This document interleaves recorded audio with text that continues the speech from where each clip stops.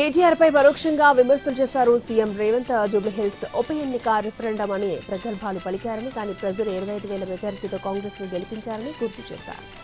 BRS ను బండకేసి కొట్టారని ఎద్దేవా చేశారు రేవంత్. సర్పంచ్ ఎన్నికల్లో ఆ పార్టీకి ఎలా బుద్ధి చెప్పాలో జనమే నిర్ణయించుకోవాలి అన్నారు. అసెంబ్లీ, పార్లమెంట్, జూబ్లీహిల్స్ బైపోల్లో ఓడిన బీఆర్ఎస్ కి బుద్ధి రాలేదన్నారు సీఎం.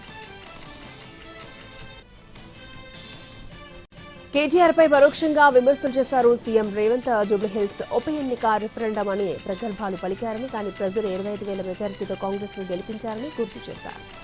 బీఆర్ఎస్ ను బండకేసి కొట్టారని ఎద్దేవా చేశారు రేవంత్. సర్పంచ్ ఎన్నికల్లో ఆ పార్టీకి ఎలా బుద్ధి చెప్పాలో జనమే నిర్ణయించుకోవాలి అన్నారు. అసెంబ్లీ, పార్లమెంట్, జూబ్లీహిల్స్ బైపోల్లో ఓడిన బీఆర్ఎస్ కి బుద్ధి రాలేదన్నారు సీఎం.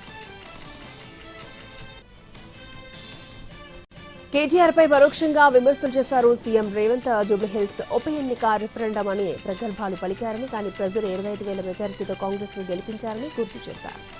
బీఆర్ఎస్ ను బండకేసి కొట్టారని ఎద్దేవా చేశారు రేవంత్. సర్పంచ్ ఎన్నికల్లో ఆ పార్టీకి ఎలా బుద్ధి చెప్పాలో జనమే నిర్ణయించుకోవాలి అన్నారు. అసెంబ్లీ, పార్లమెంట్, జూబ్లీహిల్స్ బైపోల్లో ఓడిన బీఆర్ఎస్ కి బుద్ధి రాలేదన్నారు సీఎం.